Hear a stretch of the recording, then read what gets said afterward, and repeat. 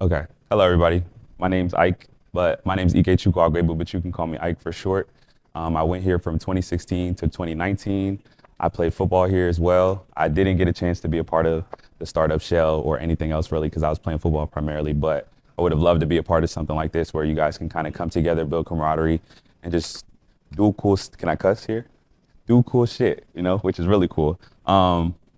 When Angela reached out to me and was like, hey, you should come and talk about some storytelling and some marketing and stuff, I thought that would be really cool. But then I kind of thought about what would be beneficial, the most beneficial to you guys, and what are some tangible things that you guys could take away from me talking, because I'm sure a lot of you guys are working on like AI and tech related stuff. And like, how many of you guys want to start a clothing brand realistically? You do? Okay, we'll talk later then. But the majority of you guys don't want to start a clothing brand, so I'm going to give you guys information that I wish that I kind of had when I was here at the University of Maryland and just in life in general, because I've lived a couple more years than you guys and I've been in the same shoes that you guys are in, so I kind of have a different perspective than you guys are in right now. So I'll give you a quick little video. It's an ad that we run just to give you a synopsis of kind of what the brand is about, and then we'll dive into the good stuff. Present. I started Vape 5 years ago as a college student playing football at the University of Maryland. I was inspired by the founder of Under Armour, Kevin Plank. After a long day of practice one day, he came and spoke to my team. He pointed at the seat right in front of me and he said, you see these seats? 20 years ago, I was doing the exact same thing that you were doing right now. I am no different from you. And that lit that fire inside of me. On that day, I decided that I would create a brand that prioritized what mattered most to me. And that is having a positive impact on the lives of every single person that I come across. When you wear Vape, it's more than just cool clothing. It's a commitment to being the best version of yourself, and by doing so, having positive impacts on your community and ultimately the world. They is the only way. Shop now at vayapparel.com. Bet on yourself. Be relentless with your dreams. You and you alone know what you're capable of doing.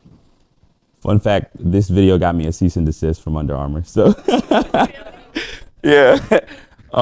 So yeah, pretty much I started the brand when I was a sophomore at the university. I was playing football. One of our camps, Kevin Plank comes up and watches us play all the time just because he's a former student athlete here. He went here and he loves the school. And he had a talk with us one time where he was pretty much saying like, hey, 20 years ago, I was in the same seats at the same school playing the same sport. And that's when a light bulb kind of flicked on in my head. And I was like, he's really not any different from me. And the worst thing someone can do is make me realize that like, okay, if this person is from the same place or from the same background, like I can be better than them because I'm a very competitive person. So when I saw Kevin Plank and I was like, everybody on this campus wears Under Armour. It's a $1 billion company. Kevin Plank is personally rich. I knew that if I put the work with my tenacity, my connections, and the things that I have energy towards, I knew that I could be better than Under Armour. So on that day, I set out to build a brand. The reason that it's called Vape is because I was in CLAS 170 here at the university, and I was studying we had like an exam or something that I was studying. I saw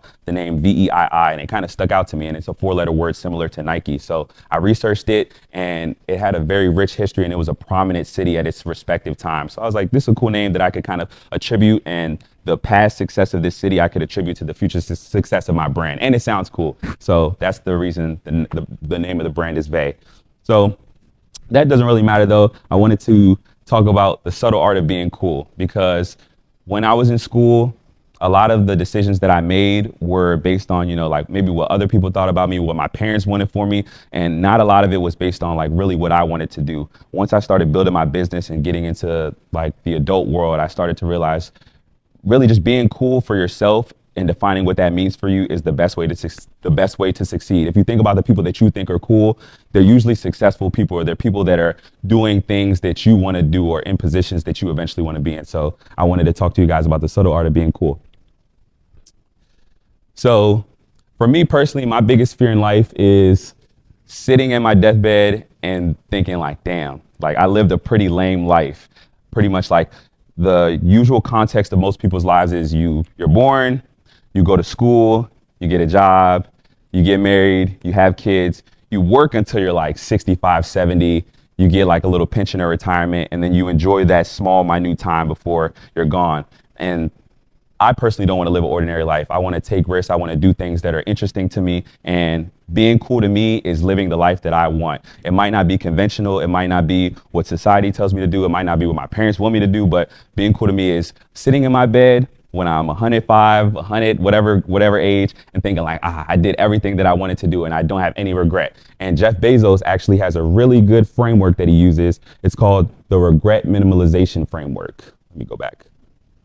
And pretty much what it is a yes or no question. And you ask yourself, you fast forward 80 years in the future, and you ask yourself, if I do this, will I have regretted not doing this, or will I have regretted doing this? And if the answer is yes, you need to do it. If the answer is no, then you don't need to do it. So with all the decisions that I make with my life, with my business, with my friends and family, I always ask myself, like, in 80 years when I'm sitting in my deathbed, will I have regretted not doing this or doing this? And that's the basis for everything that I do.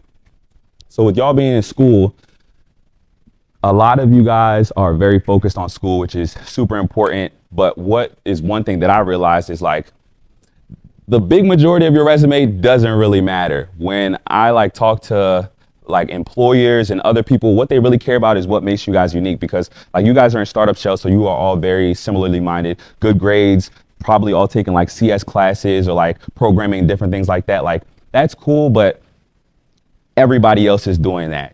Everybody else is doing it. All of you took the same classes, you're all going to the University of Maryland, and you all have relatively the same GPA range. The things that you do for fun, the projects, and the hard things that you try in life are what make you different and what make you unique. When I reach out to certain people that are millionaires and billionaires, they don't really care that I went to the University of Maryland. They don't care what my major is. They want to know what's the cool thing that I'm doing, or what are some things that they see that are inspirational for inside of me that they have seen in themselves. So I would just prioritize the activities, whether you're a professional tap dancer or you're building some really cool, weird gadget that nobody else understands. Or for me, it was starting my clothing brand. When I started it, my teammates were making fun of me. They called me the legging man. They were like, what are you doing? They was all focused on practice and going to parties and having fun. And I just I wanted to start a business. So I would say what really matters is the activities, the skills that you build, and the hobbies and interests that you gain. I made these slides an hour ago, so bear with me. Boom. And it's okay to fail with those hobbies and those activities that you do, because we're blessed to all be in America. In America, it doesn't really matter if you fail. And two, you get more credit in America for trying something great and failing than simply just doing the mundane, ordinary stuff that's not too ambitious. So you're advantaged as opposed to being somewhere else, another country, where if you fail, you're set back for years. When you fail, America is a place where people want you to fail fast. They want to hear about the big things that you tried and the audacious things that you tried, because a failure isn't necessarily you're sitting in a hole or a pit. An L is a lesson for a future success. So a lot of the founders and the people that we look up to that have big companies that we want to be and that we aspire to be they've failed a lot of times. Apple was close to bankruptcy before. Amazon, there's quarterly reports where Jeff Bezos was hey, we're losing a lot of money, but just stay true and understand that I have a vision for what I'm doing. So it's okay to fail. And what matters most is that you do cool stuff with cool people, and by osmosis, you will become cool. The people that you hang around will definitely dictate who you become. There's a reason that people go to Hollywood when they want to be movie stars. There's a reason that people go to Wall Street in New York City when they want to get into finance. What's another place? Whenever someone starts a tech company, where do they go? Silicon Valley, right? Because by being around those people, you hear whispers. You're at the coffee shop. You're in an environment where everybody else is. So you just kind of soak up all of the lessons and the things that they have to offer. So fail fast, do the things that you want to do, and don't be afraid to fail. What's the next slide? Okay, so failing fast, I'll tell you why starting an apparel business is a terrible idea, the business that I'm in. So say that you're making $100,000 in gross profit. $40,000 of that is gonna be your cost of goods sold, which is pretty much the clothing that you are gonna sell, right? Then you're left with $60K. Then you pay $30K for marketing, running Facebook ads, Google ads, anything, getting your product out there so people can see it and buy it. You're left with $30K. Then you have your OpEx, your operational expenses is paying somebody, having different people do things within your business, just the things that it costs to run your business. You're left with $20K. It's not a lot of money. Then you have $6,000 to taxes, which you're left with $14K. And then finally, you have your processing, and then you have to account for the returns that you're making. So you bringing in $100K in gross, but you're getting $10K in net. And a lot of people would ask why the hell would you want to do an apparel business? On paper, it doesn't make a lot of sense, right? It's kind of a dumb business to start. So a lot of people ask me why would you start Vay? Let me go back again. Because I'm an idiot. this is my warehouse where I hold my inventory, but it's also where I stay. So like I'm full time on my business. And as you see, that 10K in a year from 100K isn't a lot to live on. So what I decided to do was just go full founder mode, and I live in my warehouse. So like I wake up, my bed is right here. I'll brush my teeth in the bathroom. I'll go to the gym and I'll work out, and then I'll shower at the gym, and I'll come back and I'll keep working on my business. And it's because I genuinely love what I do. And because being cool to me isn't like having a job. I see my peers, they like are buying houses, having kids, and starting families. Like if I did that shit, I'd be kind of miserable. I'm not gonna lie to you, because like that's not what being cool is to me. That's not what an ideal life is to me. Like I wanna, even if I fail, I wanna go out doing exactly what I wanted to do. So you have to really define the life that you want to live, because that will guide the direction that you go. And it'll allow you to do stuff like this that's pretty shitty from the outside looking in. But when I wake up in the morning, most days, when I wake up in the morning, I'm like, I'm ready to hustle and I'm ready to get it, because like I'm working for myself and I'm building something for myself and not necessarily living for somebody else's approval.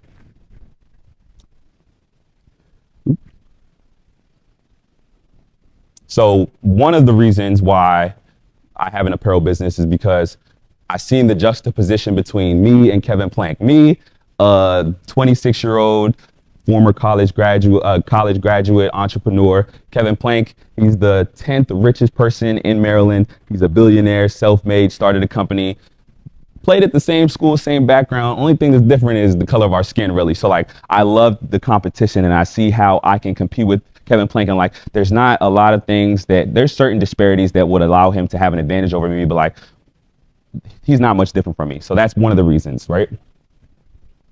Oop. The second reason is cool people like cool people. And a cool person is someone who does cool stuff and gains cool experiences. So these are some of the founders that I'll email. I'll just find their email online and I'll reach out to them and I'll tell them, hey, this is what I'm doing. So Cotopaxi, is anyone familiar with Cotopaxi? It's a really big like book bag brand. Think of like a Patagonia. Dave Smith, he's a really cool dude. He says, rooting for your success, Ike. Thank you for the note. The founder of Squarespace, who went here, he's a billionaire too. He says, hey, really appreciate the kind words and thank you. You got to kind of stroke their ego when you email them. You're like, hey, you inspired me so much. Thank you for this. Ann Malholm, she's the founder of Solidcore. She sold the business for like 300 million. So she's very wealthy as well. She said, hey, this is great. Thanks for the message. If I can be helpful, let me know. And she literally sent me her phone number. I had to blur it out, but like she sent me her phone number. If I had a regular ass job and I was emailing her like, hey, Ann, I work at, the post office, or I work at in an office, she would not respond to me. But the fact that like she sees what I'm doing and she sees that I'm like almost a younger version of herself, because you kind of have to be kind of crazy to be a founder and to have a startup, because like statistics say that all the ideas that we have, all of your ideas are going to fail statistically, right? But like you really have to believe that what you're doing is worthwhile and that you have an opportunity to be that 1% of people. And that's why being a founder is kind of crazy, but it's fun too. And this is Tope Awatona. He's the founder of Calendly. He said, it's nice to meet you. Your note made my day and your story inspires me to push harder. Thank you very much for sharing. Tope is the richest Nigerian man in the United States. He's a billionaire, and he's telling me, who lives in a studio, brushes his teeth at the gym, showers at the gym, that I'm inspiring him to push harder. So like, you define what you do that's cool, and cool people want to be around other cool people. So like, by doing what you really want, the energy that you put into that will show, and like people will see the passion and charisma that you have behind the work that you do. And then that you'll never not have a job, because even if your startup fails, you could always start another one, and all it takes is one idea to pop off. And any of these one people that I email, if I tell them like, hey, I want to work for you, or hey, like, do you have an opportunity for me? These are all connections that I could reach out to, and individually they see the tenacity that I have, and these are people that want me to work on their teams.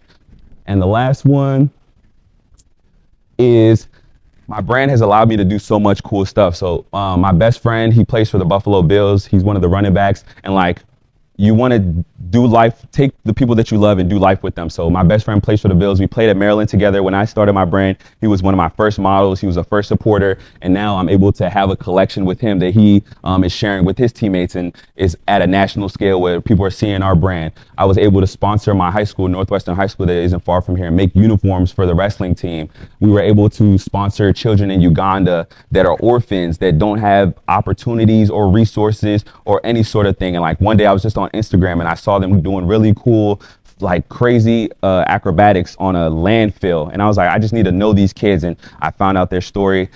raised money for them, and through my brand, using my brand as a vehicle, I was able to highlight their story, provide them with uniforms, and put kids in school. And then lastly, I'm able to like just see my brand permeate the market. We're at like 7 of the Ghost gyms here in Maryland, and then we're expanding from there. So these are the reasons. Just playing my game and playing it to win is why I decided to start a brand. Oh, and then thank you for coming. And then the last one I wanted to talk to you guys about, there's a concept called Ikigai, which is pretty much a Japanese concept where it defines who you are and what you do, and it gives you kind of a purpose behind the work that you do. So there's 4 different categories, and there's intersectionality between them. So you take what you love, you take your strengths, what you can be paid for, and what the world needs. And then from there, you'll find your passion, your mission, your vocation, and your profession. So like, I think 2-3 years ago, I really sat down and identify the things that I like and like try to fill each gap. You don't have to do it all at once, but like it made me realize like I love storytelling. I love telling other people things that I've experienced and being vulnerable and being open and like being a positive impact to other people, as well as like I just love business and I love hustling. Since I was a kid, I was selling honey buns, and then when I got to college, I sold things that I probably can't even talk about realistically. So like you really have to figure out who you are, and then from there your purpose will be driven, and the work that you do will have even more of an impact on the world. And I think that's it. Yeah, that's all. Thank you guys for having me. If you guys, appreciate you. Thank you. If you guys have any questions relating business or anything in general, let me know, and I can rattle off some answers for you.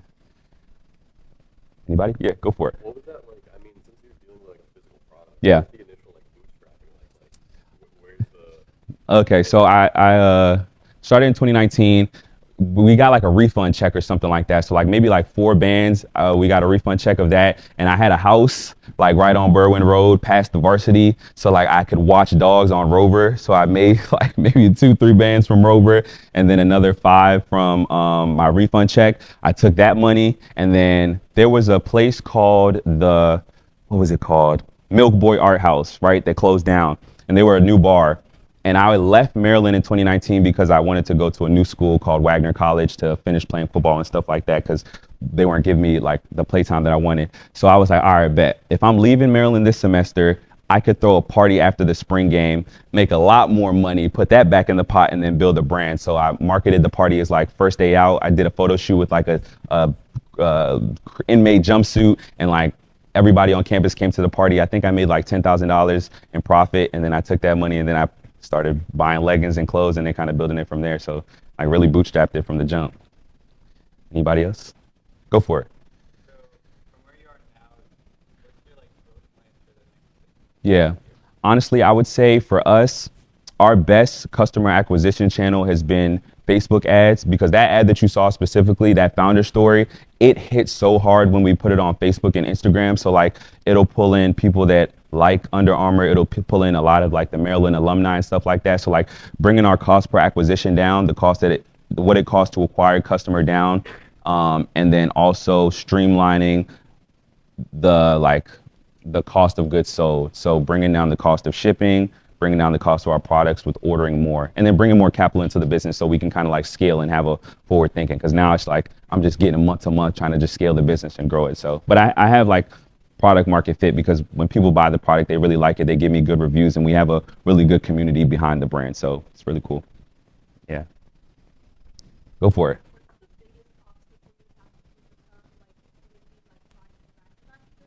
Yeah. The biggest obstacle I faced within the business, honestly, it's been capital constraints, like just being really creative with how we bring money into the brand. Because like you can only grow a brand but so much, and like starting from walking dogs and a financial aid refund to now, like you have to be able to like have enough product and enough working capital to like pay your bills and stuff like that and scale the business. So one of the big mistakes that I made was like from last year to this year, we grew 100%. So, and I'll be transparent with the numbers too. So like, I think last year we made maybe like 100,000 or something like that. And then like, I got really good at ads. That founder's ad started doing really well. Like overnight, we started clearing like maybe 20, 30K a month. And like, I could easily turn our ad spend up and make like 50K to like 100K. But like, if you get 100K of sales, you got to have 100K worth of inventory. And if you got 100K of inventory, then like, you have to be able to move it efficiently. So like right now, the biggest issue for me is just being capitally constrained and like making sure that I can like pay my bills while also keeping the business moving forward, running ads, and then having more inventory to for the ads to run properly. So just capital constraints, honestly. And like, what's another big one? It's just like kind of being in a microcosm. That's why this is such a good community, because like all of my peers played football. They're like, they have regular jobs. So like everybody kind of looks at me like, you keep doing your thing, Ike, like you're killing it. But there's no one that I really have camaraderie with on a day-to-day basis where I'm like, bro, this shit sucks. Like, you going through it too? They're like, yeah. They're like, nah, I'm going to work. Or like, nah, I'm with my kids. You know what I mean? Like, I talk to like my best friend Ty, but he'd be at practice a lot of times. But really having that camaraderie amongst your peers is something else that's been challenging, especially as I kind of keep going into the business and it gets harder and harder. So yeah. Anybody else? Go for it. Yeah. What would I do if I had a meal?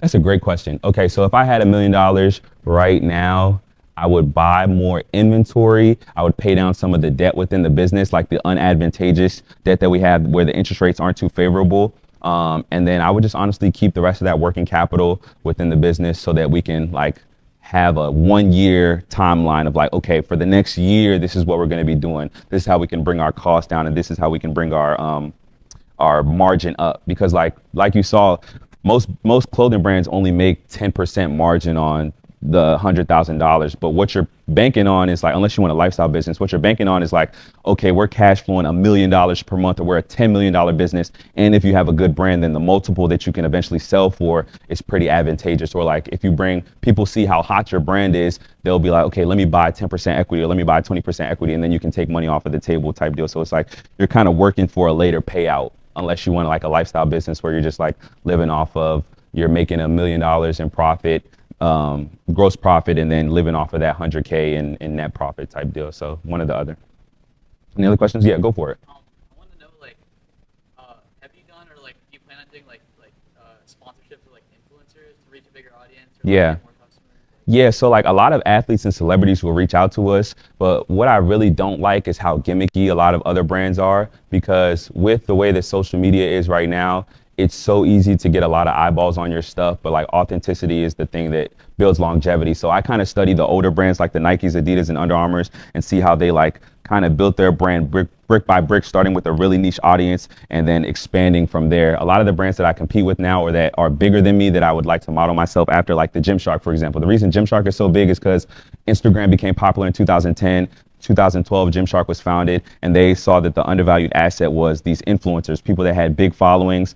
They just wanted apparel, they wanted gear, they wanted to be affiliated. So like they were able to grow their brand to a unicorn status, $1 billion valuation. But like you see the brands that have breeded from that, and like now that interest rates are like kind of high, a lot of these influencers are getting cut from companies because marketing budgets are getting slimmer and slimmer, and you see that like, oh, this person doesn't really like this brand, they were just being paid, or like people are shilling the hell out of different products and services that they don't like, and like it's dwindling their goodwill. So like I really, whenever I work with somebody, they really have to like align with the brand and like our mission and our vision behind what we're doing, because I want to work with them for a long time, as opposed to like I could bring in a NFL athlete and make like 100,000 in like a month, but like it just would, the brand image and what it represents would just kind of be tarnished overnight if like they do something, or like I don't really like this person. So I kind of make sure that anybody that I work with, I would have to be friends with them, or like there's someone that I think is like cool for the most part. So yeah, appreciate you.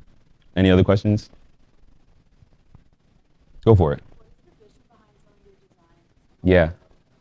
Yeah, so I like the lion primarily because I feel like it symbolizes like being dominant and being like an alpha and being a leader. So that's why I chose the lion. A lot of our designs is just stuff that I'll see in the world. I'll kind of like piece together different things that I like, because when I started, I had no formal manufacturing, textile, nothing. I kind of used YouTube University for everything. So I'll be like, I like how this brand has this. I like how this brand has that. And then find intersectionality between the two, and like get a lot of samples in, and then kind of iterate on the product from there. So like this is one of our first products that we sold, and like the first sample was terrible, and then I just kept making updates and changes to it, and then it became better over time. And now this is like our best seller. So yeah, that was the process.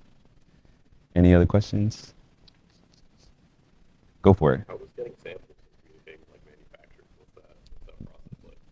I love my Chinese folks, man, but they be giving me headaches sometimes of like talking to my manufacturers. It's like you have to be up late at night because they're 12 hours ahead. So usually I'd be talking to them from about 12 a.m. until 3. And it's just a lot of like communication barriers, and like you have to make sure that you're vetting your manufacturers because they might be middlemaning you, or like the product that you get, the sizing might be off. Like I've had big bulk orders of like thousands of dollars of products where I got them and like the shorts fit me like tighty whities, and like you just gotta bite it, take it on the chin, and then just keep going. But once you build a really good relationship with the manufacturer, you kind of want to lock in with them and see how they can connect you. Because on the other side of it is somebody that's trying to provide for their family and like has a career. So if you see them as a person and not just like, what can you do for me? Give me my shorts, give me my hoodies and stuff, then you'll see the personability of it and really build that relationship with them. Yeah, go for it.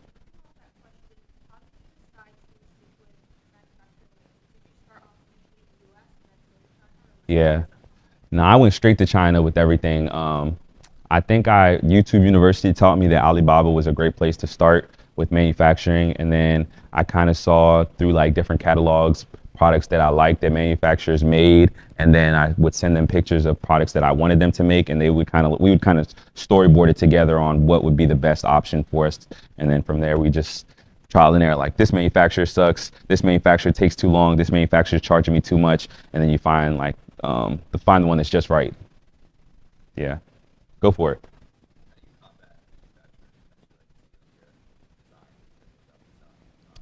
Yeah, honestly, it's like one of those things where you just got to take it on the chin realistically, because if your design is hot, they're going to find a way to like sell it to somebody else. But it goes kind of back to the origin of like, it doesn't really matter what you sell. It's really what the brand represents to folks. Cause like one person's white shirt and another person's white shirt isn't much different. Like this hoodie is a really good quality, but like I'm 100% sure like Kevin could see this on my website and make something like this in 10 seconds. But what matters is when people wear it, they're like, oh, that's they. This brand represents this, or like this brand aligns with this, or the founder, he's this person, so I want to support this brand. So it just goes back to like the story that you tell behind everything. So I'm not even like product focused in a lot of our stuff. I'm like, what does this represent to people? Because they'll buy anything. If people hate to be sold to, but they love to buy. So you really want to think of like why somebody would want to buy something, as opposed to like, how can we sell this product, get this product off, respectfully. Any other questions? Appreciate you guys. Thank you so much.